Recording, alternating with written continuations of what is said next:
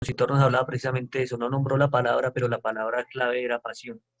Si uno tiene pasión por lo que hace y por lo que proyecta, pues obviamente en esta etapa que nosotros manejamos, que son etapas formativas, lo más importante es poderles transmitir pasión a los chicos y amor por el deporte.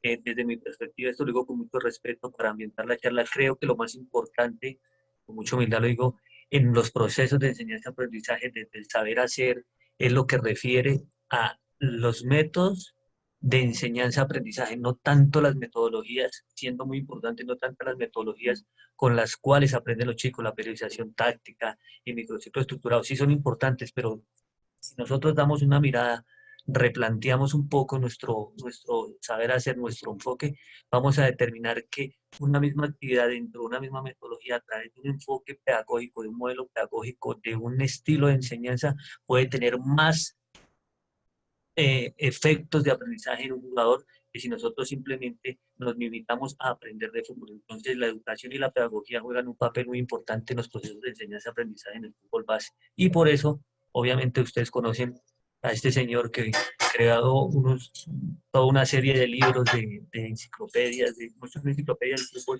que fue Fútbol a la medida del niño, y la última obra fue un niño. Entonces, pues ustedes ya lo conocen, simplemente lo tengo porque es mi referente, uno de mis referentes y uno de los referentes más importantes que he conocido en el fútbol. Bien, para contextualizarnos un poco, en la acepción del término, ¿cierto? La Real Academia lo define, la Real Academia Española de la Lengua lo define del latín aprender, que significa transmitir unos conocimientos. Claro que esto pues obviamente está un poco en desuso porque los procesos de enseñanza-aprendizaje vistos desde el aprendizaje significativo no es simplemente fijar algo en la memoria y transmitir unos conocimientos. Antes se consideraba pues eso lo que esto era aprendizaje, pero hoy en día se sabe que la experiencia del aprendizaje va mucho más allá y esta tiene sentido cuando la persona que está aprendiendo y la persona que está enseñando reflexionan y a través del ensayo y el error van construyendo un proceso de aprendizaje que parte de unos presaberes, de unas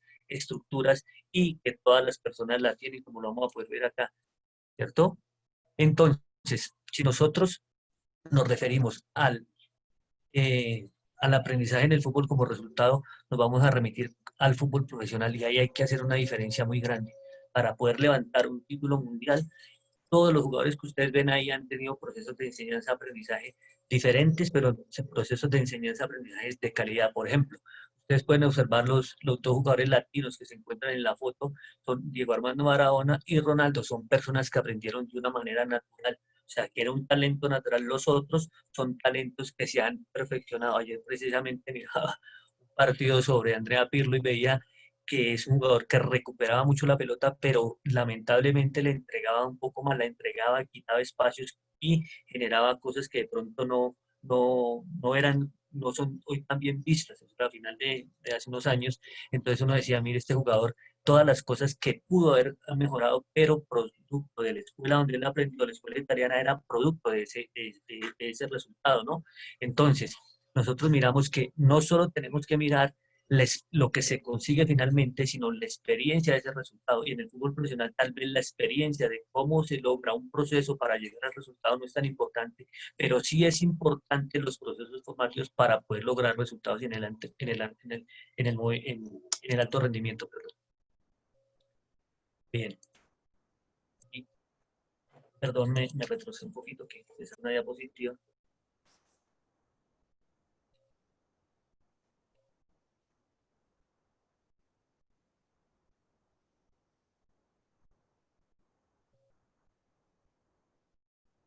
Ah, no, está bien.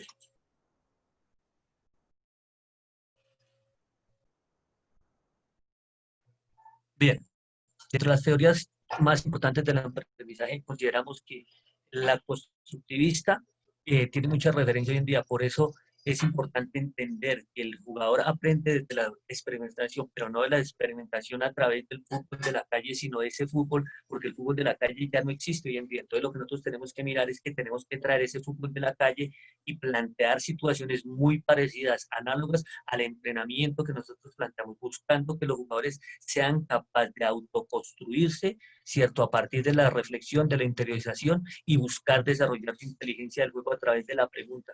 obviamente cuando el formador está al frente y plantea este enfoque, esta teoría de aprendizaje, tiene que saber cuáles son los efectos y qué es lo que se produce en la cabeza del que aprende, qué es lo que está reflexionando, no llegar a lanzar preguntas sin ninguna intención, porque la pregunta es lo que estimula el aprendizaje. Entonces, eso lo tenemos que tener muy en cuenta. Viene también la otra teoría, que es la teoría de las inteligencias múltiples, y dice que todos los saberes tienen alguna interrelación en la persona, si nosotros lo miramos desde el enfoque constructivista y desde la teoría del entrenamiento estructurado, vemos que las inteligencias múltiples juegan un papel importante. ¿Por qué? Porque hay jugadores que son, como lo ponía anteriormente, todos esos jugadores, allá en el ejemplo, son jugadores que tienen mentalidad totalmente diferente, pero que son útiles para el fútbol. En el fútbol se ha confundido algo, si es lo que yo ahorita hablaba, la inteligencia para jugar, ¿cierto? Pero para solo jugar en la fase decía, no, también existe inteligencia para destruir el juego, ¿cierto? Por eso ponía el ejemplo de Andrea Pirlo ahí, un jugador que era inteligente para destruir, que es importante. Entonces, cuando en el fútbol se juntan todo ese tipo de inteligencia, se logran construir buenos equipos. No por tener todos jugadores talentosos, los equipos van a ser invencibles. No, porque tiene que ser una mezcla de saberes recíprocos que se interrelacionen y puedan producir en el jugador diferentes aprendizajes y en el equipo lograrlo llevar a resultados importantes. Bien, la teoría de Vygotsky nos habla simplemente que es a través del lenguaje y del desarrollo con el próximo, o sea, con desarrollo próximo, con la persona que tengo enfrente y a través de la comunicación, que también es importante en la teoría constructivista y en la teoría de las inteligencias múltiples, el jugador empieza, ¿cierto?, a establecer unos patrones de movimiento, a establecer una buena toma de decisiones, y no es la toma de decisiones lo que el entrenador pretende que el jugador haga, sino lo que el jugador puede hacer a partir de su inteligencia y moldeado por el contexto. Bien, viene la teoría del aprendizaje significativo, que desde mi perspectiva es una de las teorías más importantes que congrega todas las otras. ¿Por qué? Porque cuando una persona aprende, se tiene que valer de diferentes formas de aprender. Se tiene que valer del aprendizaje repetitivo, se tiene que valer del aprendizaje memorístico, se tiene que valer de las experiencias anteriores, que esto se denomina que son presuntores. ¿Qué son los presuntores? Son presaberes que la persona tiene en su estructura cognitiva, y desde la estructura cognitiva poder empezar a enseñar. Por ejemplo, si un chico tiene 4 años y tiene un concepto muy superficial de lo que es el balón, pero él empieza a través del contexto de entrenamiento a darle significado, ya hay por dónde aprender, ¿cierto? Ya hay por dónde empezar a enseñar, por dónde él puede empezar a aprender.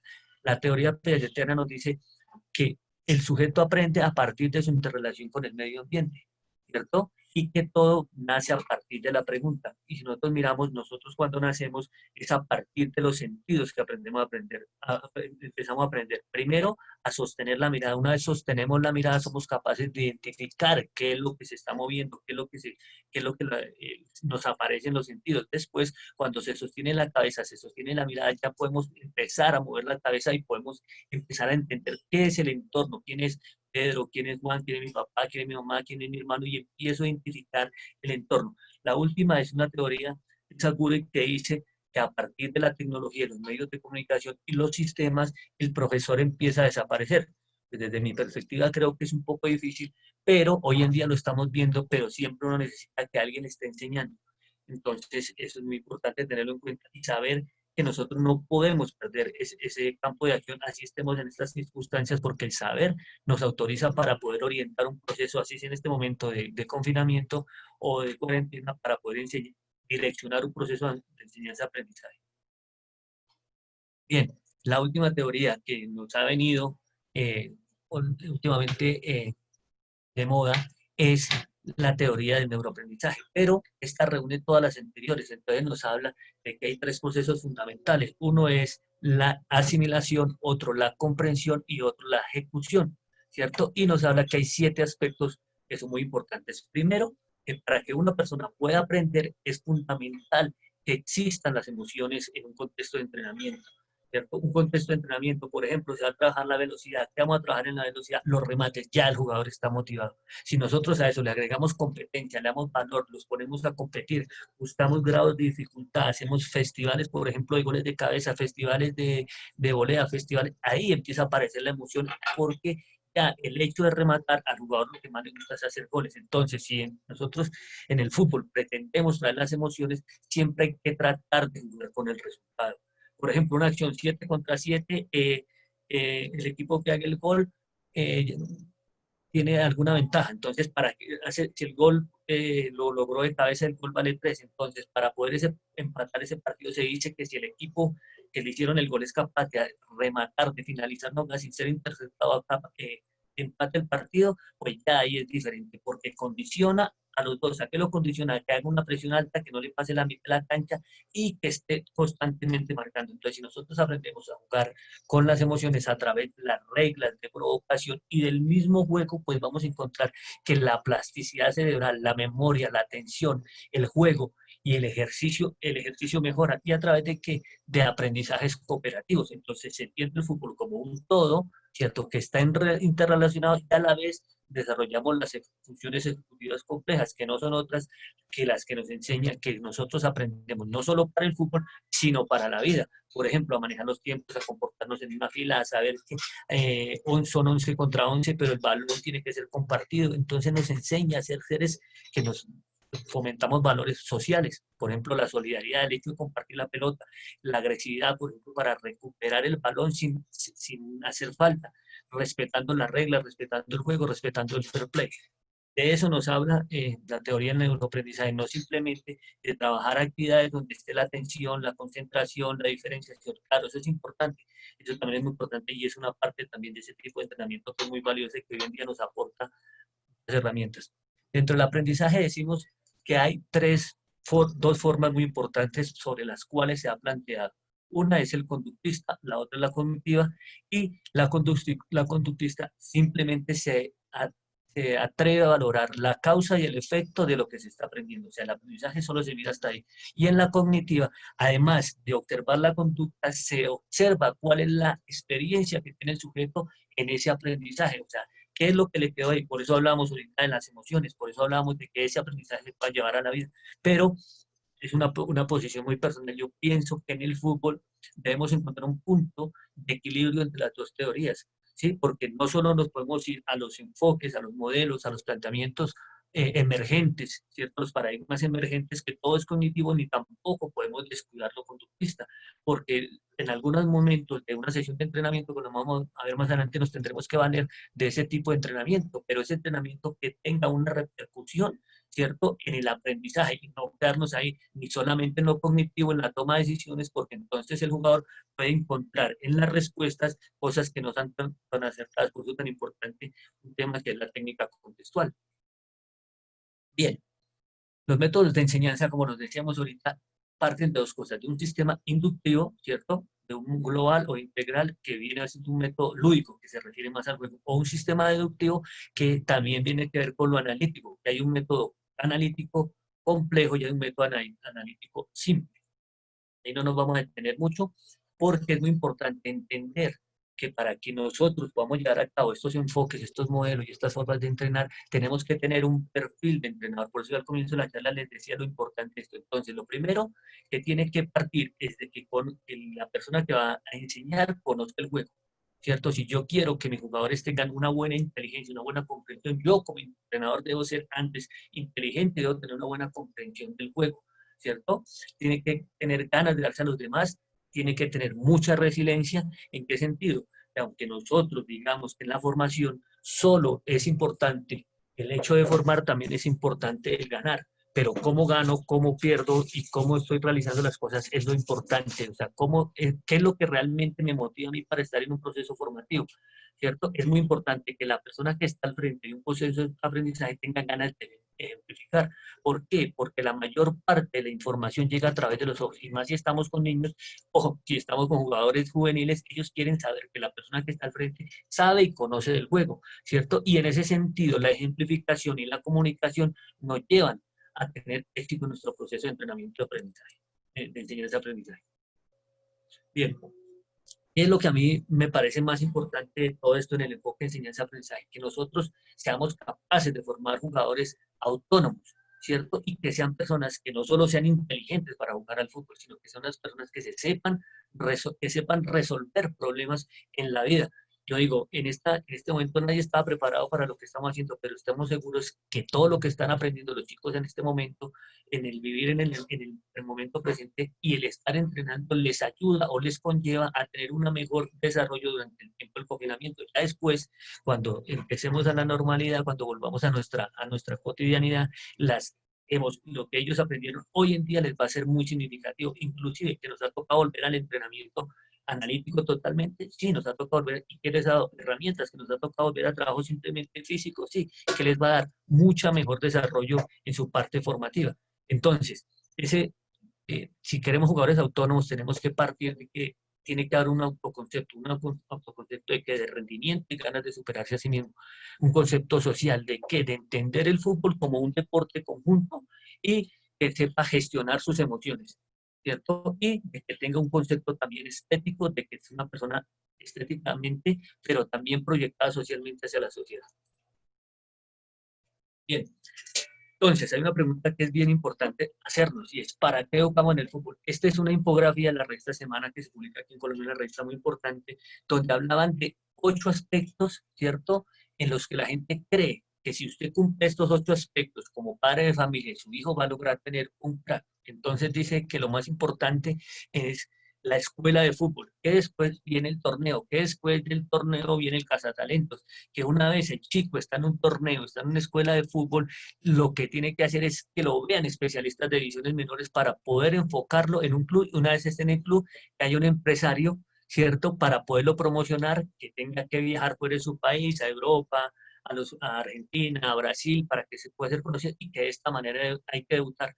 Pero resulta que nosotros no podemos engañar a nadie y no todas las personas así cumplen estos 8 pasos pueden llegar a ser futbolistas. Aquí en el estudio nos dice una cosa muy importante, que en Colombia, de 70.000 menores que están oficialmente matriculados en fútbol formativo, simplemente llega el 1% al alto rendimiento, o sea, el 0,7%, perdón, o sea, es un porcentaje mínimo.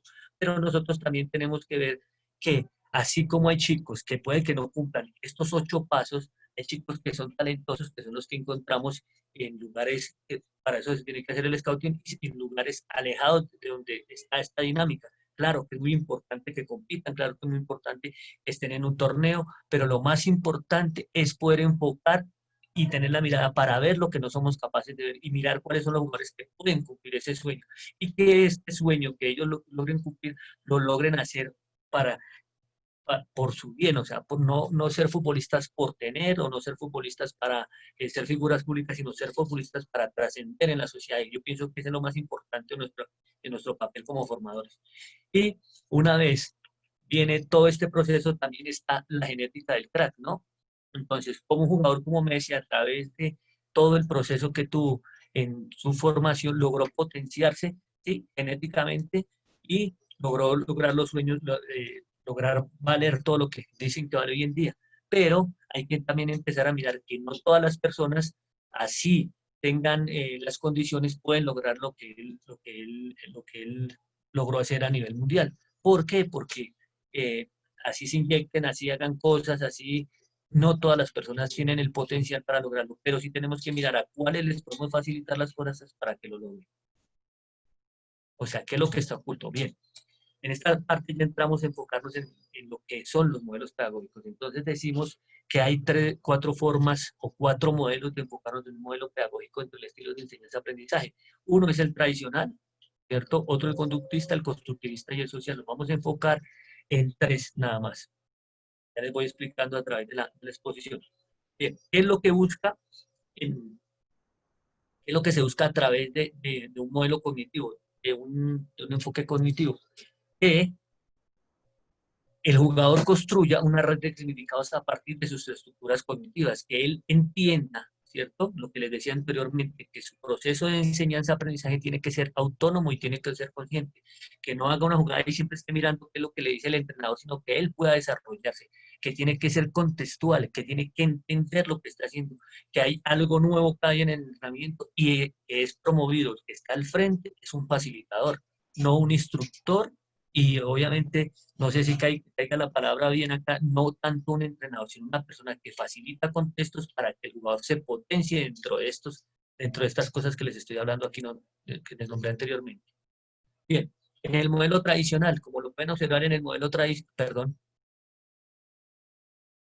como lo pueden observar en el modelo tradicional, el jugador no es tan consciente de lo que está haciendo, simplemente se evalúa el efecto y el resultado. Se está mirando, mientras ustedes estoy hablando, están mirando el video y hay una cantidad de niños que están observando qué es lo que el otro hace y el resto están parados. O sea, no son personas que se estén reflexionando, que estén cuestionando, que estén construyendo redes de significado, que vayan mirando cuáles son los comportamientos más importantes que estén estimulando, ¿cierto? La creatividad, que estén buscando la impresionidad, sino por el contrario, es promovido por un instructor y lo que abunda en ese entrenamiento es la monotonía, ¿cierto? Pasamos a la siguiente. Entonces, dentro de los modelos pedagógicos tradicionales, he elaborado esta tabla, ¿cierto? Para tener en cuenta 6 aspectos muy importantes, que es qué es lo que pretenden, qué es lo que se pretende formar o qué se forma, cuál es el perfil de la persona que se forma a través de un enfoque tradicional, ¿cierto? Entonces, en el enfoque tradicional lo que se busca formar es una persona que simplemente sea capaz de reproducir comportamientos muy parecidos al ejemplo que él tiene, ¿cierto? En este momento, ¿quién sería el ejemplo? ¿Su entrenador o el mejor jugador? ¿Cierto? Es importante, pero no siempre. ¿Qué fomenta o qué forma? La disciplina, el carácter por medio del buen juego. ¿Cuáles son los referentes teóricos de este enfoque tradicional?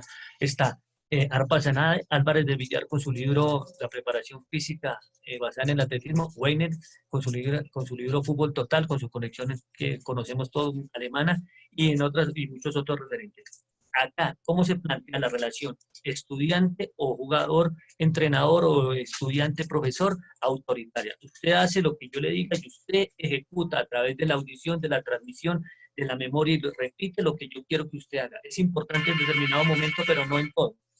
El proceso evaluativo. Que el jugador sea capaz, ¿cómo se evalúa? Que el jugador sea capaz de reproducir comportamientos en el terreno de juego, ¿cierto? Y lo que está dictado es a través de un estereotipo, o sea, de un referente.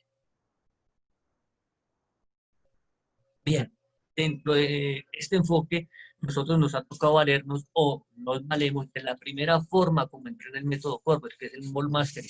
Y obviamente ahí es un ejemplo válido, claro, que no está mal que se haga, porque yo les decía al comienzo, y lo que al comienzo de la sesión, nos valemos de todas las herramientas para producir, de todos los enfoques, perdón, de todos los modelos, para producir los comportamientos esperados en la técnica. Por ejemplo, aquí tiene que ser importante cuando, por ejemplo, se trabajen los insights, se hagan de la manera como lo propone el ejecutante, ¿cierto? ¿Por qué? Porque lo que se busca es, a través de esta repetición, de una repetición sistémica, de unos gestos técnicos, que el jugador vaya progresando vaya haciendo progresos en su proceso y vaya resolviendo problemas que le plantea el juego. Entonces, por ejemplo, ustedes pueden aquí ver una jugada, un gesto técnico al cual se le puso el nombre de Xavi Hernández. Yo le puse ese nombre. ¿Por qué?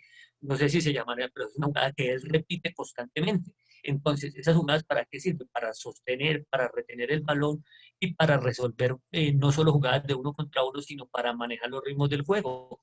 Entonces, esto es muy importante que nosotros los tengamos en cuenta y que debe ser así, ¿no? No tiene nada de malo. Es así y se puede hacer así y no hay ningún inconveniente. Bien, dentro de los estilos de enseñanza hay una cosa muy importante aquí y es, ojo, voy a detenerme acá en esta parte y es eh, la enseñanza recíproca. Entonces, ¿cuál es el rol del docente? ¿Cierto? Aquí hay más, pero solo me voy a detener esto, voy a pasar por encima de esto, voy a detenerme solo aquí en los estilos de enseñanza. El rol del docente entre la enseñanza recíproca, los lineamientos de la ejecución y la evaluación solo interviene si es necesario.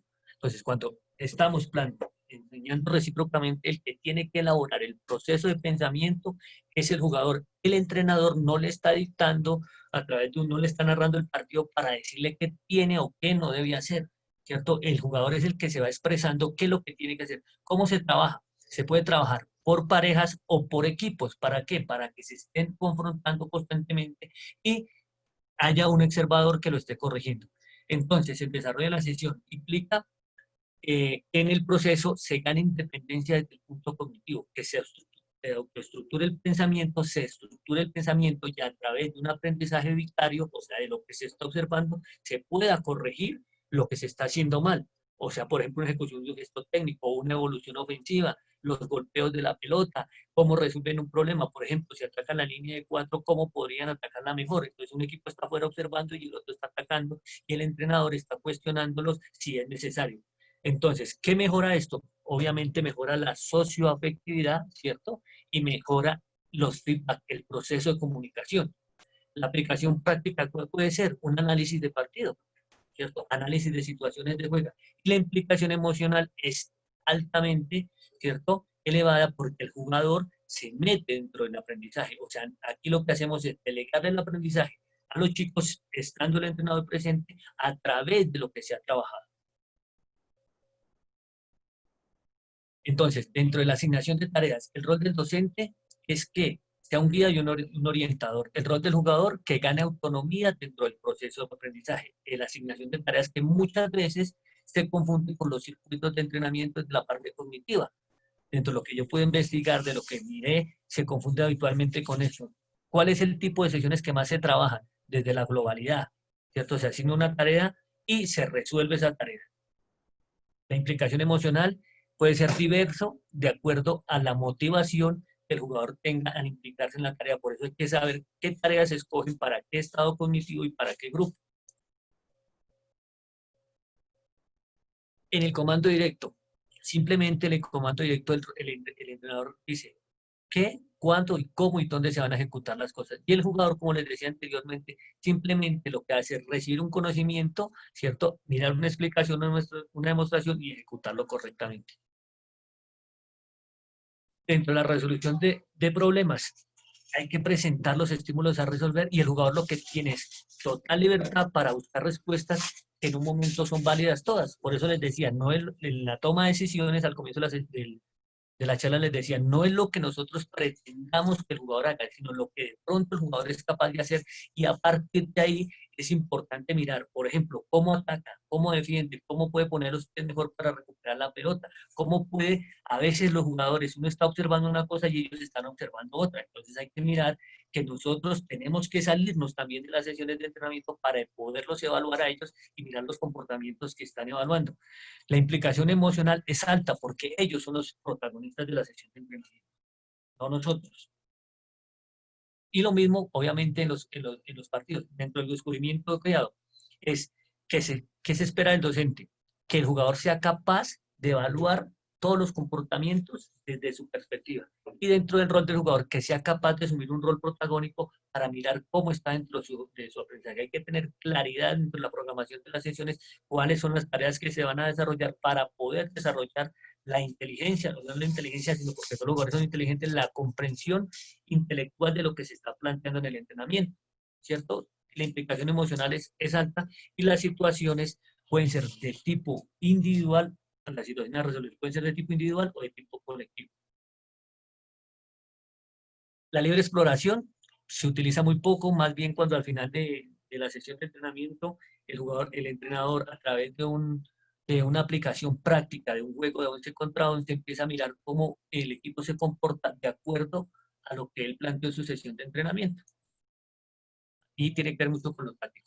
Dentro del modelo tradicional, ¿cómo se ha planteado, ¿sí?, el aprendizaje en el fútbol? Se ha planteado a partir de tres fases. Uno, que es la fase inicial, y se ha percibido desde el aspecto fisiológico. Entonces, elevar la temperatura corporal, prevenir las lesiones y activar los sistemas funcionales para la sesión técnico-táctica. En la fase central, que es el objetivo de la principal de la sesión, y la vuelta a la calma. Aquí puede haber trabajos técnico-tácticos y en la vuelta de la calma, trabajos de recuperación. Ahí está. Entonces, dentro del enfoque constructivista, ¿qué es lo que se busca? Buscar un jugador que sea capaz de resolver situaciones dentro y fuera del campo a través de estímulos internos y a través de un proceso de autocuestionamiento, de reflexión interna y de reflexión interna a partir de los efectos que llegan del exterior. ¿Cuál es la forma como este enfoque desarrolla sus contenidos? A través de una manera ordenada, coherente, congruente y consistente, diferenciada pero articulada. ¿Cuáles son los referentes? Los paradigmas emergentes, ¿cierto? Por eso hablamos del Hotway, por eso hablábamos de la periodización táctica, por eso hablábamos del microciclo estructurado, hablamos de esas partes. Y dentro de la relación de enseñanza-aprendizaje, lo más importante es que se faciliten los contextos de entrenamiento y el entrenador asuma un papel de guía y orientador. La metodología, ¿qué se busca? ¿Cómo se busca corregir? A través de marcadores somáticos, ¿cierto? De acuerdo a la etapa, buscando lanzar eh, conceptos, principios, subprincipios que tengan dentro del jugador una relación entre la técnica, la táctica y la estrategia. ¿Cómo se hace el proceso de seguimiento-aprendizaje? A través de fichas de evaluación que van mirando y fichas de evaluación de partido, de análisis de partido que van mirando cómo el jugador responde a los estímulos. Aquí, dentro del enfoque que dentro de... Vamos a salir un poquito de acá, porque viene una parte de...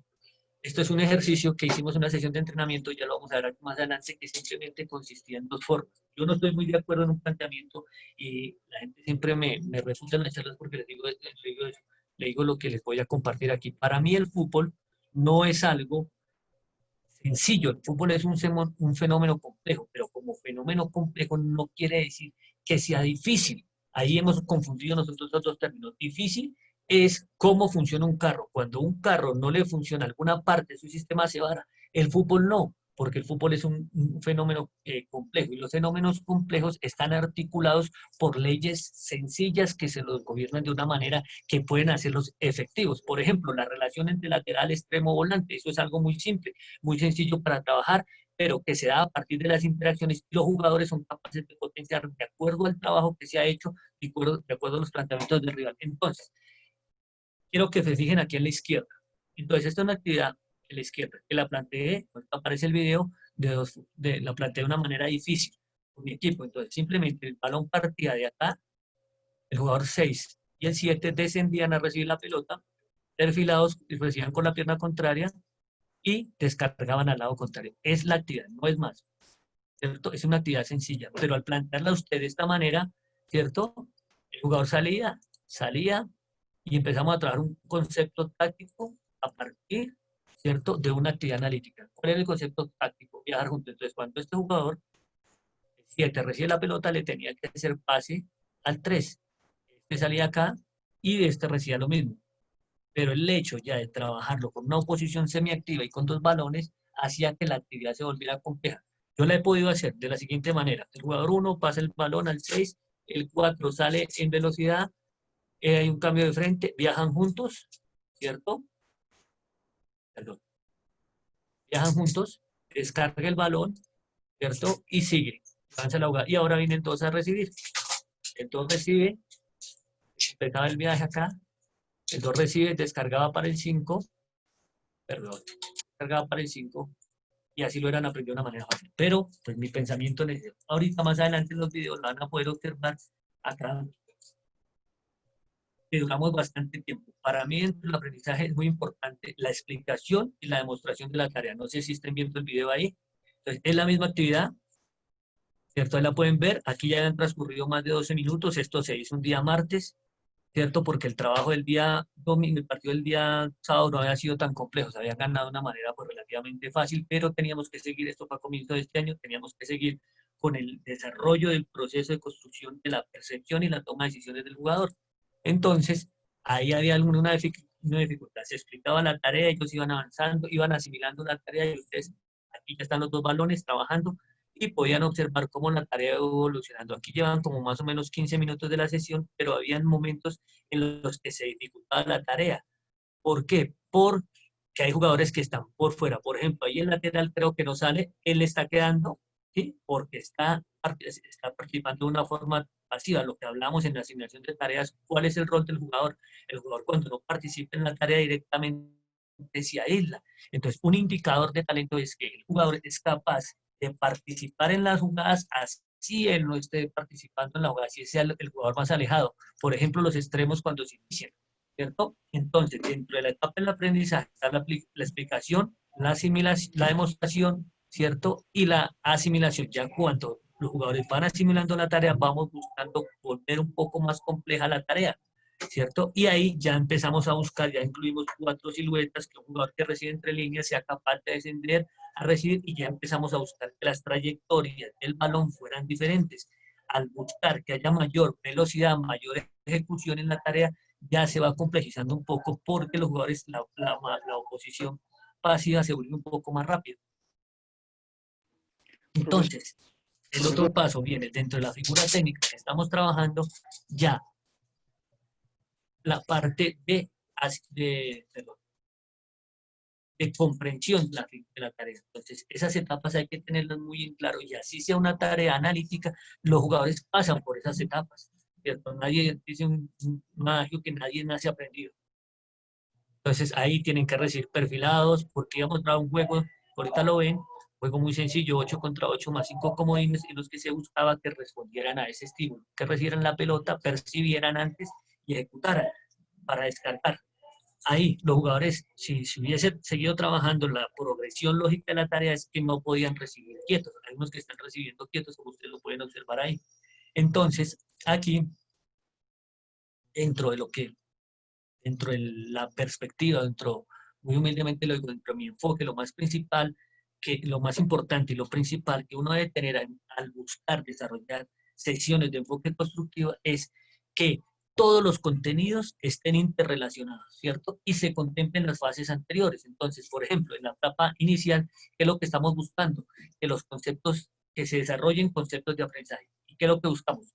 No nos desligamos de la parte tradicional que dice que hay que activar los sistemas funcionales porque es muy importante, pero ya enfocarlos no hacia la parte anatómica, sino a la parte de toma de decisiones. O sea, empezar por el cerebro. Por ejemplo, eh, disculpe, los niños que llegan profesor, a un entrenamiento después de estar todos los días, de estar todo el día en actividad, yo no sé si sea necesario realizarle un proceso de movilidad articular, flexibilidad, todo lo que el entrenamiento nos dice, todo lo que la teoría nos dice, o simplemente hacer una actividad en un rondo de activación. Claro, hay que hacer la flexibilidad, hay que hacer la dinámica de manera preventiva, los preventivos, los trabajos preventivos. Pero lo más importante es que a través de juegos, de tomas de decisiones y figuras técnicas como las que ustedes observan allí, o juegos eh, sociomotrices o psicomotrices, ellos empiecen a trabajar la toma de decisiones, la motricidad aplicada en el juego. Entonces viene una fase que es la fase 2 y es interiorizar los componentes para aprender. ¿Qué es lo que buscamos ahí? ¿Cierto? Introyectar, meter dentro del jugador qué es lo que nosotros queremos enseñarle, qué es lo que le estamos pidiendo. Pues como ustedes pudieron ver en el video, ¿qué es lo que le estamos pidiendo? Que reciba orientado, que perciba y que ejecute, que realice un buen pase. Eso es lo que nosotros queríamos ahí.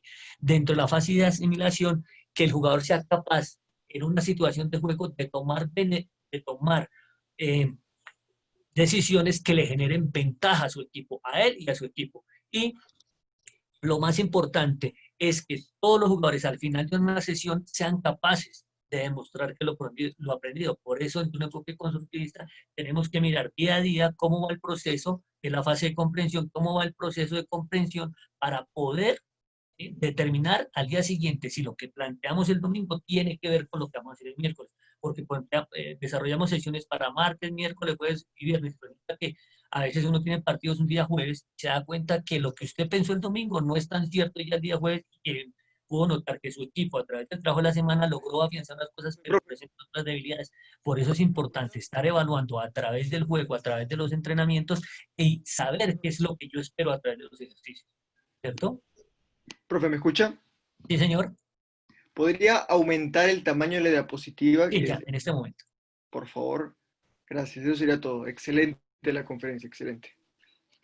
Bueno, gracias. Entonces, acá, yo les decía que vamos a ver dentro del enfoque, los tres modelos pedagógicos, dentro del enfoque social. Este enfoque social a qué se refiere más hacia el fútbol profesional, ¿cierto? Pero también tiene que ver con nuestros chicos en qué momento, cuando tenemos la evaluación un día de un partido, ¿cierto? Porque es en el momento que él demuestra todo lo aprendido. Y por eso nuestra sesión tiene ese tipo de entrenamiento, ¿cierto? Que no simplemente mirar si el jugador es capaz de realizar los test físicos, claro, son muy importantes, yo no digo que no, muy importantes, pero lo más importante es que ese jugador pueda tomar decisiones en el juego y que sea rápido, que su velocidad de toma de decisiones sea rápida para poder ejecutar de una manera adecuada. Entonces, ¿eso cómo se evalúa? En un partido, en un momento de una acción de juego, en un juego de posición. Por ejemplo, yo en un juego de posición voy a evaluar la pierna izquierda, pero no le evalúo haciendo 10 pases con la pierna izquierda, sino colocando reglas de provocación y mirando que ese jugador, su pierna izquierda, que en este momento el ejemplo que estoy tratando de hacer es que su pierna inhábil pueda ejecutar correctamente cierta cantidad de pases y no solo los haga bien, sino que se los entregue a un jugador que tenga ventaja posicional. Entonces, dentro de esta forma, ¿qué es lo que se busca? Que el jugador sea útil para su equipo, pero a través de todo lo que aprendió también sea útil para la sociedad, ¿cierto? Y ¿qué es lo que se busca? Que a través de la integralidad el sujeto vaya autoestructurándose, estructurándose como un ser, obviamente, que tiene diferentes estructuras, la socioafectiva, la cognitiva, la física, la técnica coordinativa, pero que esos saberes tengan una relevancia dentro de su forma de ser como jugador, como persona en la sociedad y como futbolista también para la sociedad. ¿Cuál es el referente más importante? A mí me parece definitivamente que es Paco Cirulo, Víctor Frade, que son los que más se han atrevido a hablar de la importancia de este tipo de entrenamiento y que se basa en la teoría de la complejidad. Entonces, aquí la relación del proceso de enseñanza-aprendizaje es horizontal. Tanto entrenador como futbolista están en el mismo lugar. Claro, el entrenador tiene la autoridad, pero resulta que esa autoridad en un momento dado, también en una situación de juego, ya esa autoridad va al jugador, porque el jugador es el que toma las decisiones. A que si un jugador, lo decía Guardiola claramente, ¿usted qué hace cuando un jugador no hace lo que usted quiere que haga? Lo cambio, ¿sí? Sencillo. Pero cuando hay un buen entrenador, esa situación se da muy poco porque para eso entrena de una manera aceptada, ¿cierto? Como les decía, la metodología se basa a través de las estructuras y a través de las diferentes dimensiones a entrenar como un todo interrelacionado, pero que en determinado momento hay que separarlo para poder potenciar al jugador y también para poder potenciar a la persona. ¿Y cómo se evalúa? A través de los partidos, de los parámetros que se establecen a través de una idea de juego, no tanto un modelo de juego, porque el modelo de juego es difícil de alcanzar de una idea de juego, y de los comportamientos y de las interacciones que el sujeto tiene en su diario vivir, en su diario entrenar, en su diario jugar, en lo que él es como persona.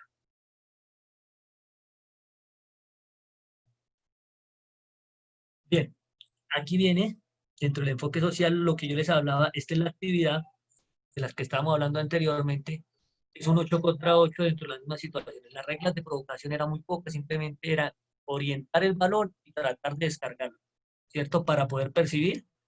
Este es un grupo que tomamos este año, es la sub-15, estamos trabajando virtual en este momento y pues estamos en ese proceso de buscar que se tomaran decisiones, de percibir antes para ejecutar. Ustedes pueden observar todavía los chicos teniendo mucho potencial, mucho talento, no estaban todavía en lo que nosotros queríamos. En este momento hemos buscado trabajar esa parte también, a partir de, así estemos en la virtualidad, tratado de lo que, como les decía anteriormente, el neuroentrenamiento, de la toma de decisiones, buscar potenciar esa parte. Y aquí, dentro del enfoque social, ¿qué es lo que tiene que hacer el jugador autónomo? Demostrar lo aprendido por medio de sus competencias e incompetencias, ¿cierto? Entonces, aquí usted ya sí puede observar cómo el arquero empieza a identificar, aquí el central no identifica, pero resuelve muy bien la acción de juego, ¿sí? La ejecuta bien, nos faltaba mejorar en esa parte, pero entonces uno veía que los conceptos de empezar la jugada por un lado y de terminarla por el otro, viajar juntos, tratar de finalizar la jugada, recibir entre líneas,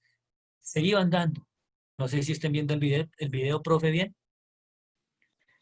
un todo un Profe, poco lento, ay, se ve un poco trabado, pero se entiende el video. la idea.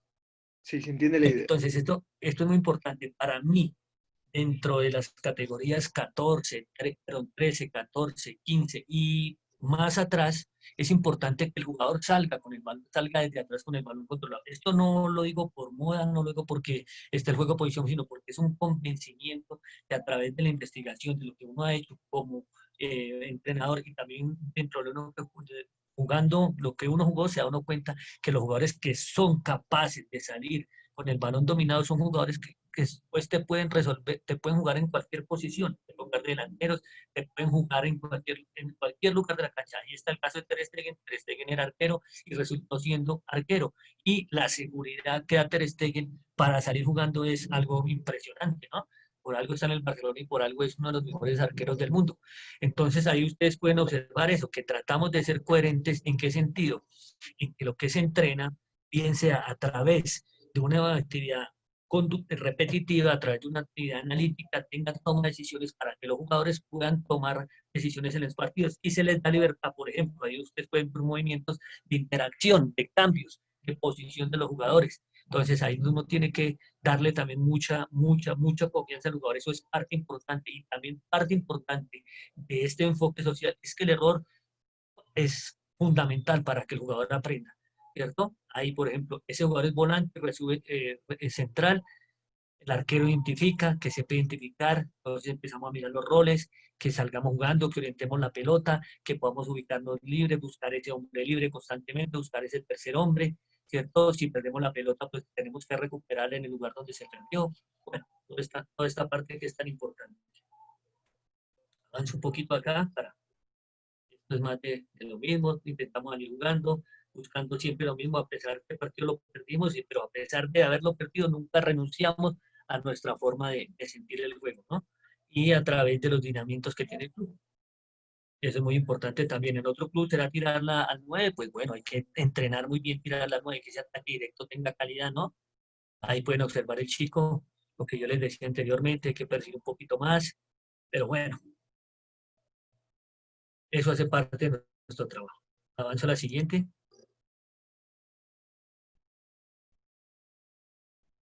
Bien, entonces, por eso les decía, no es solo importante el modelo de juego, hay otras cosas que son muy importantes, siendo importante la idea de juego del modelo de juego, y es cuál es el estilo de aprendizaje de nuestros jugadores. Nos enfrentamos a un grupo nuevo, pero nosotros pensamos muchas veces que todos son iguales, no, los jugadores todos son diferentes. Entonces, ¿qué es lo que los hace diferentes? Su naturalidad. Al jugador hay que respetarle su naturalidad. Si al jugador le gusta driblar la pelota, usted no puede cambiar al jugador. Una vez me pasó en un partido que un jugador me dice, profe, ¿será que me puedo pasar a Tolé? Pues claro, hoy se pasó a 7, se enfrentó al arquero, acostó al arquero, ya tenía el balón para hacer el gol y se la entregó al arquero en las manos. Me mira y me dijo, disculpe, le dije, no, me lo felicito por lo que hizo. Sí, pero nosotros a veces en nuestro mensaje, querer tener la pelota, destruimos a los jugadores, los dañamos. Y dentro del juego de posición se puede fijar, se puede jugar a través de pases, pero también se puede fijar y se puede hacer juego de posición a través de la habilidad de los jugadores. Entonces, la genética es algo muy importante.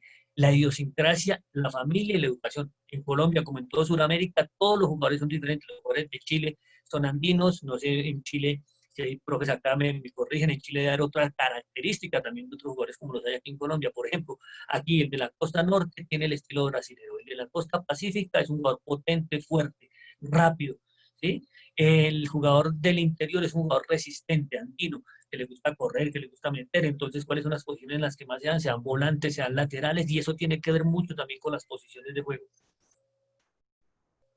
¿cierto? Y aquí hay una frase que me encanta de Juan Manuel y yo, y es que nosotros cuando nos enfrentamos a un grupo y al no preguntarnos bien cuál es el estilo de cada uno y no respetamos su genética, su naturalidad, su idiosincrasia, su forma de sentir, entender y su cultura de jugar al fútbol, entonces decimos que son jugadores anárquicos, ¿cierto? No. Él dice que no son anárquicos, lo que pasa es que a través de su estructura hay algo que funciona que es diferente a lo del resto. ¿Qué tenemos que hacerlo? Amoldarlo a un equipo, simplemente es eso, no es más. Pero hay que buscar cuál es el punto de quiebre en ese jugador para poder que ese jugador se potencie. Entonces, eso es muy importante. Hay algo que a mí me llama mucho la atención y es que al jugador que dribla se le pide que pase la pelota, pero al jugador que pasa la pelota no se le pide que drible. ¿Por qué? Si debería ser igual. Claro, el fútbol es un deporte conjunto, pero como les decía anteriormente, se puede jugar al fútbol de todas las maneras posibles. Es como yo como entrenador amonto los comportamientos, genero interacciones y potencio un equipo a través de los jugadores. Esa es mi creo que simplemente es lo que nosotros debemos hacer como jugadores. ¿A partir de qué? De cómo ellos aprenden. Y entonces, cómo ellos aprenden, hay que identificar cómo aprenden. Entonces, los jugadores, la mayoría son visuales, aprenden a través de la observación y las representaciones que se hagan son muy importantes. Entonces, la imitación de los gestos técnicos y los comportamientos son importantes. Ustedes pueden ver una foto ahí de Beckham con, no me acuerdo el nombre en este momento, de este jugador inglés que estuvo en el Mundial, que jugó con nosotros, bueno, no me acuerdo en este momento el nombre. Y a través de esos referentes es que los jugadores se potencian, ¿no? Entonces, es muy importante. ¿Cuáles son las características de estos jugadores que son visuales? Que ante las explicaciones verbales les cuesta mantener la atención, que son muy observadores, ¿cierto? Y que cuanto mayor sea ejemplificada la actividad que nosotros estamos haciendo, es mucho mejor para ellos. ¿Por qué? Porque ante la visión se hace palpable y están contentos como aprenden. Entonces, esos jugadores generalmente siempre esperan que los que son auditivos, ¿cierto? Los que son auditivos, que por lo general son coordinados, son rítmicos y son de las costas, ¿cierto? Que son muy afectivos, que son expresivos, que les gusta hablar, ¿cierto? Y acercándose a este tipo de jugadores, estos ejecuten, los otros hacen. ¿Por qué? Porque estos jugadores tienen la facilidad, porque tienen el ritmo, porque tienen la genética de ellos, su naturalidad, por eso les hablaba de su naturalidad anteriormente, ellos pueden establecer una relación más fácil de lo que le están diciendo, pueden hacer un mapa mental, pueden hacer lo que el otro lo hace viendo, este lo puede hacer sin verlo. Entonces eso hay que identificarlo rápidamente. ¿De dónde generalmente son estos jugadores? De las costas, por ejemplo, la costa norte, la costa caribe, la costa pacífica, y ellos son más expresivos y su corporeidad, su motricidad les permite hacer demostraciones más rápido. Bien, casi todos los jugadores, así sean representativos visuales, ¿cierto? Y así sean auditivos, la mayoría de personas que estamos metidas en el fútbol hemos aprendido a través del movimiento, ¿cierto? Entonces, ¿qué quiere decir esto? Que a través de nuestros sentidos y la interacción de esos movimientos con el medio ambiente, son jugadores, aprendemos más fácil. Entonces, ¿cuáles son las características de estos jugadores? Que les cuesta mantener la atención. ¿Por qué? Pues se amarran los zapatos, no mantienen la mirada, les cuesta a mantener la atención mucho tiempo. Más si son niños, se dice que los niños solo mantienen la atención 12 segundos. ¿Cierto? Hay que estimular demasiado la variabilidad y se detecta fácilmente porque son inquietos. Otra característica que tienen es que son demasiado creativos. Bien, de lo que nos hablaba Lillo, de que nos hablaba el profe Juan Manuel, nos hablaba de que los jugadores tienen diferentes estructuras. Entonces, si su estructura mental, ¿cierto? No está bien, pues no podemos esperar que el resto de estructuras funcionen bien. ¿Por qué? Porque la estructura mental es la más importante de todas. Entonces, dentro de la estructura mental, ¿qué encontramos? La parte cognitiva, ¿cierto? ¿Y qué encontramos de ahí para abajo? La creativo-expresiva, que nos habla de cómo el jugador en el momento de empezar un entrenamiento es él, empieza a hacer él. Entonces no podemos quitarle lo que el jugador es porque entonces estamos queriendo volver a otro jugador, queremos hacerlo a otra persona. Y si lo escogimos por ser como es, no podemos pretender cambiarlo. Lo que podemos pretender es que sea mejor, pero dentro de su naturalidad. Tiene la estructura socioafectiva y es cómo se relaciona con compañeros, dirigentes, profesores, bueno, con todo el mundo. La estructura emotivo-volitiva y nos habla de cómo ese jugador es capaz de resolver problemas ya en el juego y cómo se comporta ante las adversidades, cómo se comporta ante la victoria, cómo se comporta ante un empate. Pues eso hay que identificarlo muy bien. Y vienen otras dos muy importantes que son la coordinativa y la condicional. La técnico-coordinativa y la condicional. Bien, entonces, dentro de la estructura, ¿cuál es el orden? ¿Cómo dentro de una persona que juega al fútbol, cómo él recibe la información? Entonces, la primera que empieza a funcionar es la estructura cognitiva, a partir de que de todos los sentidos, pero especialmente de la visión. A través de la visión la información va al cerebro y allí se empieza a identificar cuáles son las respuestas que el jugador debe tener, ¿cierto? Después llega la información al cerebro, se desencadena la estructura coordinativa a través de qué acciones motrices, técnico-coordinativas, técnicas empieza el jugador a responder. ¿Y quién es encargado de hacer esto? El sistema nervioso central, ¿cierto? Desencadenando a través de los agentes bioquímicos diferentes respuestas que llegan a los músculos, que llegan a la neurona y empiezan a producirse movimientos a través de la estructura condicional. Y esto, ¿qué es lo que genera? Soporte, ¿cierto? Condicional, fuerza, velocidad, resistencia para poder realizar, desencadenar una información, realizar una acción técnica y poderla soportar en un determinado tiempo con determinadas características: equilibrio, fuerza, velocidad, resistencia, bueno, precisión. Y una vez estas tres estructuras funcionan, ya empieza el jugador a partir de sus características a demostrar su verdadera personalidad en el terreno de juego, ¿cierto? Y una vez el jugador empieza a demostrar que ya viene toda la interrelación, ¿cierto? De la estructura socioafectiva, la emotivo-volitiva y la mental. O sea, estas tres empiezan a darle al otro sustento, solidez, de cómo compite, de cómo lucha, de cómo se relaciona, de cómo resuelve problemas, de cómo capta información, de cómo se desplaza para captar información. Esto es muy importante, entonces. Bien, aquí hay un aspecto que me parece importante dentro del aprendizaje y es ya empezar a construir la táctica dentro del juego. Entonces, para construir la táctica dentro del juego es muy importante entender que en el fútbol hay dos fases, ¿no? Una que es ataque, otra que es defensa, ¿cierto? Y dentro de la fase de ataque y de defensa hay unas fases de no posesión y unas fases de posesión. y que en las fases de no posesión tenemos que establecer unos comportamientos que dentro del ataque. ¿Cómo vamos a atacar? ¿Cierto? ¿Cómo perdemos el balón? ¿Dónde lo recuperamos? ¿O qué acción vamos a recuperar? Entonces, ya en la fase defensiva, una vez estamos organizados para defender, ¿cómo nos organizamos para atacar? ¿Y qué tipo, cierto? ¿Qué tipo de situación de ataque vamos a emplear? Si vamos a hacer un ataque organizado, si vamos a hacer un ataque combinativo, si vamos a hacer un ataque posicional o si vamos a hacer un ataque no posicional. Eso es muy importante entenderlo para poder empezar a construir la táctica dentro de la aprendizaje. Entonces, cuando estaba la diapositiva del video que empezaban los jugadores a salir jugando, entonces hay una cosa que es bien importante y es cómo los pensamientos de los jugadores deben ser complementarios. No pueden ser iguales, deben ser complementarios. Y cómo a través de los indicadores perceptivos los jugadores se empiezan a relacionar. Si a mí me preguntan cuál es la estructura más importante para que el jugador juegue al fútbol, para mí es la cognitiva. ¿Y cuál es lo más importante? Lo perceptivo. ¿Y cuáles son los músculos más importantes para entrenar? Los de los ojos. O sea, ¿por qué? Porque es a través de la visión que el jugador puede identificar otros comportamientos. Claro, los dos es importante, pero desde mi perspectiva, desde la enseñanza y desde el juego, para tomar buenas decisiones, lo más importante son las situaciones de los factores perceptivos. Entonces, aquí tenemos una situación donde el equipo intenta salir jugando. Entonces, para construir un pensamiento recíproco y complementario, ¿qué es lo más importante? Que el jugador que tiene la pelota aprenda a mirar tanto en amplitud como en profundidad. Reconocer quién está libre, ¿cierto? Identificar las diferentes situaciones y elegir cuál es la acción técnico-táctica más importante. Entonces, dentro de las estructuras, dentro del indicador condicional, coordinativo y perceptivo, ¿qué es lo fundamental? Que los jugadores realicen un desmarque para recibir bien el balón. Dentro de lo condicional, desplazarse orientados hacia el poseedor del balón para recibir la pelota e identificar los posibles receptores. No solo desplazarse a recibir la pelota, que yo les hablaba en el video, sino que sea capaz de desplazar identificando el hombre libre que le pueda dar progresión en el juego, ¿cierto? Y elegir la respuesta más acertada posible a la realidad. Entonces, por ejemplo, aquí tenemos un fotograma donde hay una situación de paridad, pero el arquero genera la ventaja posicional y el hombre que debe recibir la pelota es el de la derecha, que es Piqué, que está en situación de 1 contra 0. Entonces, hay algo que en el alto rendimiento es muy importante. Dice, si está presionado, tírela. Pero resulta que aquí hay alto rendimiento y el jugador que está, el arquero está presionado, pero no la tira, no renuncia, intenta salir jugando. Ah, si ya hay una situación de hombre contra hombre y el arquero está marcado, pues ahí sí buscaremos otras alternativas, pero dentro del proceso de aprendizaje, la salida, el inicio del juego es fundamental.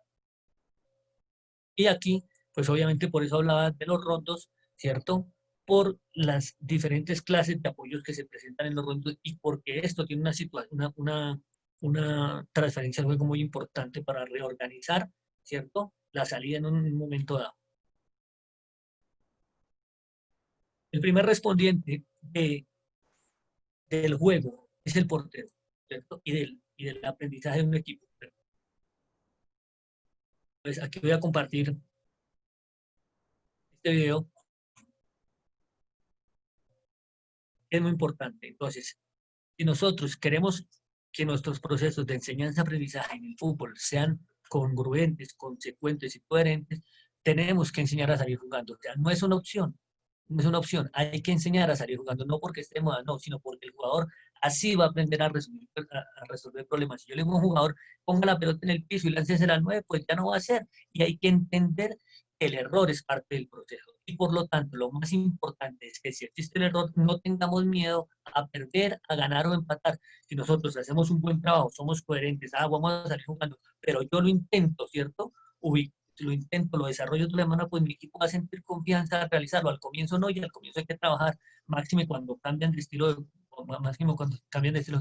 Pero si nosotros, ustedes han visto unos letreros que han aparecido ahí, seguimos desde mi perspectiva estos principios, pues vamos a lograr que los equipos puedan organizar, puedan aprender. Entonces, algo que es muy importante es cambiarlos de posición. Venga, hoy los centrales no van a ser los mismos, van a ser los extremos. ¿Por qué? Porque algo bien importante, si trabajamos las emociones, es que se pongan en el lugar del otro. Y lo fácil es juzgar al que comete el error, ¿cierto? Pero el que comete errores es el que aprende, el que no aprende es el que no está en el campo tomando decisiones. Entonces, aquí es más del portero, Aquí ya son los conceptos, los que hablamos ahí, descargar el balón rápido en la salida del balón y el concepto de tercer hombre. Identificar esos conceptos para poder seguir jugando, todos compartan la pelota, que la circulen, que...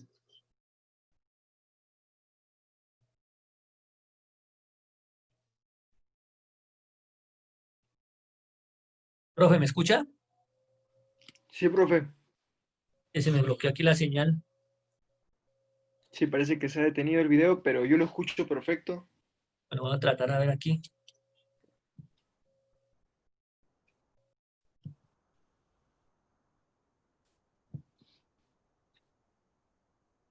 Se bloqueó fue la presentación. Un momentico, profe. Entonces les decía que era muy importante identificar que el jugador puedan compartir la pelota, que eso sea uno de los principios fundamentales, ¿cierto? Para poder establecer buenas relaciones y buenos procesos de enseñanza-aprendizaje. Profe, mientras se desbloquea aquí, voy a dejar de compartir pantallas y de pronto, pues, por este inconveniente, ¿hay alguna pregunta hasta ahí? Vamos a ver qué pasó con la presentación, Bueno, vamos a aprovechar para hacer una pregunta, ¿le parece, profe? porque ya, ¿O ya volvió? Para... no, ahí está, es que se bloquea un poquito la presentación, profe, porque tiene mucho video. Esperamos un minuto, profesores, paciencia. Y es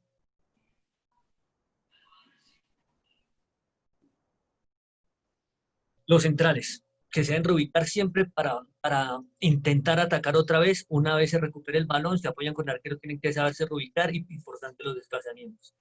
Descargar en la salida del balón, iniciar la jugada por un lado, terminar en el otro. Y inclusive si pueden ubicar hombres libres entre líneas y no se cumple este principio, pues no hay problema. Lo importante es aquí identificar claramente, que ellos aprendan a identificar cuál es la zona de progresión y cuál es el hombre que me da la progresión del balón. Eso es fundamental. Entonces, eso que mejora el juego en profundidad. En este momento lo trabajamos en la primera parte, en la primera zona del juego, pero eso les va a dar herramientas para que mañana sean volantes centrales, volantes internos que sepan filtrar muy bien balones, laterales cuando van por dentro, que sepan jugar por dentro, ¿cierto? Los rondos, atraer al rival por medio de los rondos, llevarlo a un sector para descargar el otro. ¿Y cómo? Haciendo rondos, no tener miedo a hacer rondos, a hacerlos donde sea, en cualquier parte del campo, si los chicos lo aprenden a hacer desde pequeños, mucho mejor. Y el juego interno pasa entre líneas. Estos son videos, pero no los vamos a pasar para no demorar. En la última parte ya de la presentación, que es cómo podemos evaluar nosotros a nuestros jugadores, ¿cierto? Y para mí lo más importante, a través de la experiencia y de lo que hemos hecho, es que se haga un constante seguimiento del proceso de aprendizaje, no un constante seguimiento de los resultados cuantitativos. Influyen, claro, influyen los resultados cuantitativos, porque generan equipo, porque generan jugadores con mentalidad ganadora y hay que trabajarlo así, pero cuando nosotros hacemos el seguimiento del proceso de aprendizaje y a través de un proceso de enseñanza-aprendizaje, lo que tenemos que mirar es que si los enfoques que nosotros estamos realizando, nuestros jugadores a través de sus estructuras son capaces de realizarlos en el terreno de juego. Entonces, aquí voy a pasar unos formatos muy pequeños, muy sencillos. Este muy sencillo y es la caracterización en el juego, ¿cierto? Entonces, ¿qué es capaz de hacer Pablo? Este jugador es Pablo. ¿Qué es capaz de hacer Pablo cuando tiene la pelota? Se sabe posicionar, cuando se ubica tiene intencionalidad de ubicarse y la ejecución que realiza está relacionada con el juego en posesión del balón. Sin posesión, otra vez, se posiciona bien para defender, ¿cierto? Ahí los principios, como los principios fundamentales del juego son claros, como lo vamos a ver ahorita en otro formato. Las decisiones y su intencionalidad tienen que ver con el juego y la capacidad de ejecución técnica. La relación con el balón, cómo él interactúa con la pelota, por eso les hablaba del corner, eso es clave. Ahorita y después y en cualquier momento, en cualquier momento es fundamental. La capacidad de ejecución técnica, ¿cierto? Y el dominio de sus dos pies. ¿Por qué el dominio de sus dos pies? Porque si yo desarrollo una buena visión binocular, una buena visión bifocal, una buena visión periférica, entonces, no es lo mismo hacer un pase cruzado con pierna derecha que hacer un pase abierto con pierna izquierda. O sea, la bilateralidad es fundamental, ¿cierto? Y no solo la bilateralidad de los pies, sino de la rodilla, de la cadera, de los hombros, de todos los lugares. ¿Y cuáles son los perfiles comportamentales? Si tiene buena autonomía, si se relaciona bien, si tiene buen empeño y si tiene buena disciplina. ¿Vale? Aquí ya vamos terminando. Bien, aquí, dentro del enfoque que nosotros estamos planteando de las estructuras del jugador, tenemos que hacer un proceso de evaluación, un seguimiento de un proceso de evaluación, entendiendo que la persona que está al frente, ¿cierto? El futbolista que está al frente está en constante desarrollo. No es que es una persona que ya sabe, sino que simplemente debe mejorar, ¿sí? Debe mejorar en algunos indicadores o muestra progresos significativos. O sea, tratar de hacer esa evaluación, como lo decía anteriormente, a través de marcadores somáticos positivos. Claro, hay unas estructuras que marcan la evaluación a través de unos porcentajes y se logra superar los cursos o los niveles a través de unos porcentajes. Esto es relativo, ¿no? Esto es relativo. No podría decir, sí, este hace esto bien, pero resulta que el día que juega no lo hace bien. Entonces, dentro de la estructura socioafectiva, ¿cuáles son los aspectos importantes? La asistencia, la puntualidad, la presentación personal y la disposición personal. ¿Por qué? Porque a la hora de la final, cuando usted sube un jugador a un equipo profesional o se lo sube de categoría, en lo primero que lo empiezan a evaluar es en la asistencia, en la puntualidad, ¿cierto? En la presentación personal y su disposición, los factores actitudinales, porque esa es la primera imagen que él vende. Entonces, por eso es muy importante ahí. Entonces, si el chico lo hace bien, uno, si no lo hace bien, dos, si lo hace mejor, dos, y si lo hace muy bien, tres, pero siempre buscando que sí sea positivo. Esto me parece a mí que es clave, esta primera parte. Bien, dentro de la coordinativa, el ajuste postural. Entonces, esta evaluación que se hace aquí es desde el juego y para el juego, no aislado del juego. Entonces, el jugador presenta un desarrollo armónico de sus elementos corporales, reconoce e identifica para qué le sirve cada una de esas partes que él tiene en su cuerpo para el juego, ¿cierto? Y es capaz de diferenciar en derecha e izquierda. Cuando digo es capaz de diferenciar derecha e izquierda, no solo para patear, sino identificar derecha e izquierda, dónde es el campo de progresión y dónde no lo es, dónde puedo hacer un pase, dónde me puedo ubicar, dónde están mis compañeros, cómo nos relacionamos mejor en ataque, cómo nos relacionamos mejor en defensa, y su ubicación dentro del contexto de aprendizaje. Algo que es fundamental que se debe enseñar es eso, que no es lo mismo, ¿sí?, el espacio que yo tengo para atacar que el que tengo para defender. Mi espacio para atacar tiene que ser grande, mi espacio para defender tiene que ser pequeño, tengo que reducir el campo de acción del rival. Y eso se puede enseñar desde pequeños, como a través de situaciones psicomotrices, sociomotrices o situaciones específicas de juego, como los juegos simplificados que propone Hardway. Dentro de la técnica, ¿cierto? El jugador conduzca la cabeza, perdón, conduzca el balón con su cabeza. No puede ser que esté totalmente levantado, pero sí sus ojos observando y que sepa para qué le sirve cada superficie de contacto, ¿cierto?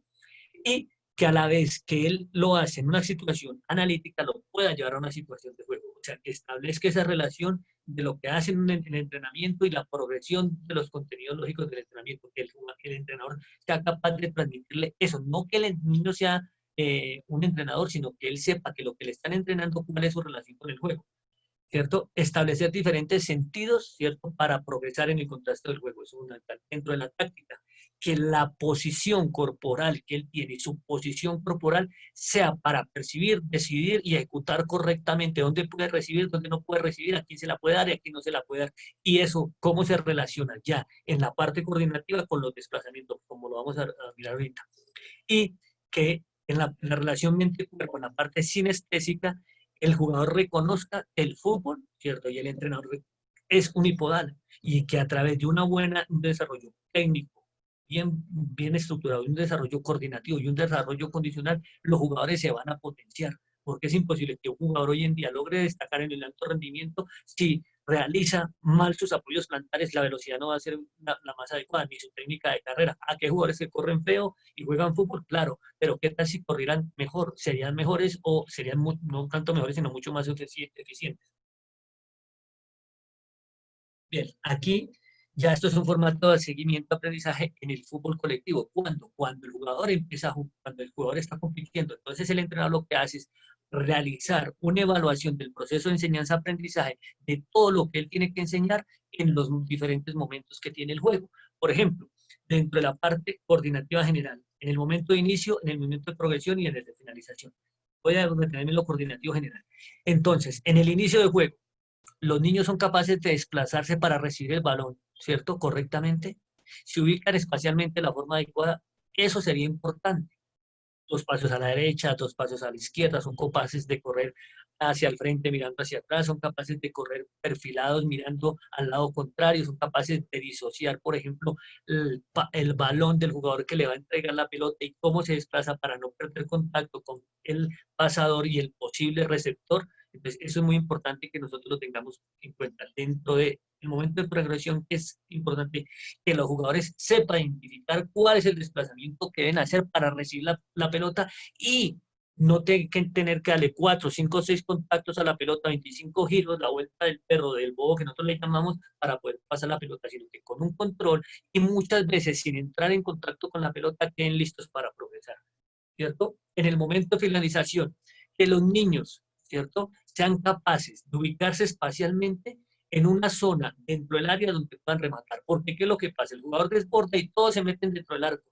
Entonces, observemos lo siguiente, lo que yo les estoy hablando es de aspectos coordinativos y de ubicación espacial, pero esto tiene una relación con la técnica y tiene una relación con la táctica. Nosotros no podemos descuidar como pedagogos del fútbol, como gente que enseña el fútbol, desvirtuar, ¿cierto? Los desplazamientos, aislarlos, claro, se aíslan para corregir, pero se traen al juego y se integran al juego y se hace que el jugador entienda que lo que está haciendo en una situación aislada, analítica, tiene que ver dentro del juego. Entonces aquí es muy importante esta parte. Aquí no me detengo más porque tiene que ver con lo mismo dentro de los coordinativos específicos y entre lo perceptivo táctico.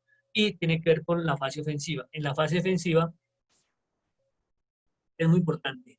En lo coordinativo general también van a detener. Que los niños tengan la capacidad de frenarse con rival, ¿cierto? Y esto tiene que ver con una parte coordinativa, sí, tiene que ver con una parte táctica, también tiene que ver con una parte técnica, también. O sea, todo tiene una relación directa y estrecha. Lo que pasa es que nosotros, el juego se ha desvirtuado simplemente en la cabeza del que enseña, es que hoy yo soy el preparador físico y voy a enseñarles solo a frenar. No, cuando yo soy el preparador físico y les estoy enseñando a frenar, les estoy enseñando un aspecto técnico del cual se tiene que valer en el entrenador. Y cuando vamos a una situación, puede ser analítica también dentro del juego y que hay una oposición semiactiva, esto tiene que estar presente y el preparador físico tiene que estar ahí corrigiendo esos aspectos. Por ejemplo, que las rodillas no apunten, la punta de las rodillas no, perdóneme la redundancia, no apunten al que tiene la pelota, sino que esté de lados, que la visión esté enfocada en todo el jugador. Eso tiene que ver con factores perceptivos. Ya, que los niños sean capaces de orientarse, de orientar al poseedor del rival. O sea, que sepan hacia dónde lo están canalizando, hacia dónde lo están llevando, ¿cierto? Y por último, que los niños sean capaces de frenar, orientar y, perdón, capaces de frenar, orientar, perfilar el ataque del rival. O sea, ya entendemos que individualmente tenemos un comportamiento, pero que si hay otro compañero que estamos haciendo eso, ya estamos llevando al rival a la zona del campo que nos conviene. Entonces, esta parte es muy importante también y eso es lo que nosotros deberíamos reflexionar constantemente. Bien, ya simplemente para terminar, quería decirles que, a modo de reflexión, que si nosotros hablamos de formar jugadores creativos, resolutivos, inteligentes, jugadores diferentes, jugadores que tengan un ADN diferente, debemos alejarnos de estereotipos de marketing y de todas esas cosas, porque lo que nosotros podemos hacer, de acuerdo a nuestra riqueza como latinos que siempre hemos sido, es recurrir a los jugadores que han sido, a los modelos de jugadores que han sido exitosos, por ejemplo, en el Perú, Cueto, La Rosa, Cubillas, en Argentina 78, que pues, supuestamente hace el campeón mundial y no lo fue, tenían un gran equipo. En Argentina, ¿quiénes? Maradona, Messi, no perder nuestra identidad, ¿cierto? En Colombia, Valderrama, no perder nuestra identidad de hombres y tratar, ¿cierto? A través de esos referentes, seguir potenciando nuestros equipos para tener resultados diferentes. Dice un refrán o un adagio que el que hace lo mismo estará siempre condenado a tener los mismos resultados. Entonces, pues de alguna manera yo creo que lo que ustedes pudieron ver en la charla es algo que considero que traté de hacerlo un poco diferente y a partir de mi experiencia, obviamente con referentes. En el fútbol yo no he inventado nada, pero tratar de plasmarlo y les pido pues disculpas si en algún momento fui un poco agresivo en lo que dije, pero pues bueno, estoy convencido de lo que está aquí y quería compartirlo. Muchas gracias. Y aquí están las redes sociales por si algo.